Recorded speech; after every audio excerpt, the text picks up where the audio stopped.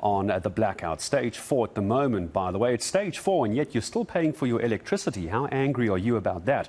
Well, you're not the only one. Former Standing Committee on Public Accounts Chairperson Themba Godi constantly has slammed Eskom and government over the way that they're handling, or one would argue not handling, our electricity crisis, often cracking the whip to hold those responsible accountable. And that's why I was looking forward to this interview, as he now once again joins us to try and figure out what do we do about this and how do we hold those in power to account. Themba, good morning to you. And I suppose I was going to use a terrible lead-in line in saying that South Africans are feeling powerless, but I suppose it works in this case. How do we regain our power? And I don't mean just turning on our lights. Where do we start? Thank you very much, Gareth. Indeed, the challenges of Eskom affect everyone in a very, very terrible way. And correctly so. It's really between Eskom and government, Eskom management to fix Eskom. I don't think that there are issues that are insurmountable than that with poor leadership that is unable to focus on the key issues to ensure that there is constant supply of electricity. I think there are two critical issues that do need to be resolved. One is a policy issue, which seems to suggest that coal-fired power stations must just be neglected to their death, whilst focusing on ramping up renewables. And secondly, it is the challenge of management, where whether it is power station managers or it is the leadership at Megawatt Park, do not seem to have a full grasp on the situation, and thus we see the continuous deterioration of the capacity of Eskom. National shutdown. This is the term being bandied around at the moment. A number of political parties. I was even seeing reports that the ANC is calling for a national shutdown. I'll get your thoughts on that as well. Would something like a protest of this size, apart from having our voices heard, which is everyone's democratic rights, of course, I'm not arguing that point, will it make a difference to government? And I'll tell you why I'm asking. We often see protests in South Africa and they get ignored or they don't really make much of a difference. Do you support the idea of a national shutdown?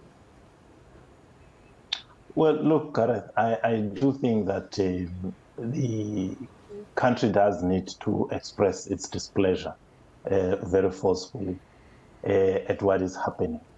But in the long term, I think it is voting the ANC out that is going to bring about a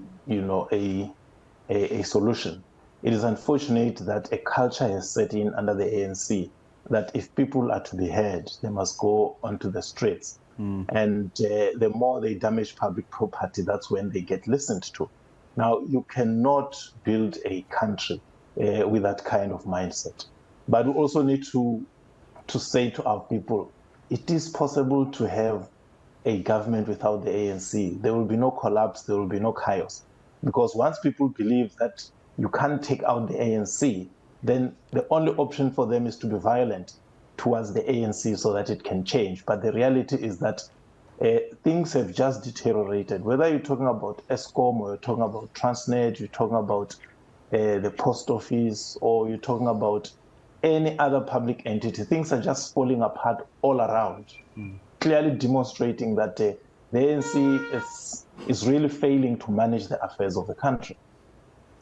We've heard the argument, one would suggest the excuse, that the current president, Cyril Ramaphosa, inherited a broken country from the former president, Jacob Zuma, and we know how much love there is between the two of them at the moment, with a court case again later today.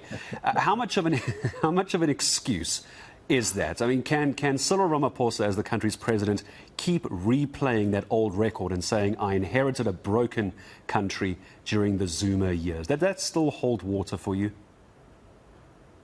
No, not at all, Gareth. It can't. It is actually shameful to even bring that up, because you campaign saying, give me the mandate, I'll use the authority of government to change things around. And almost 5 years later, you can't be bringing up the ghost of, of Zuma. Worse still, Ramaphosa was the leader of government business, and he was given the responsibility to turn around Eskom, the post office, and SAA.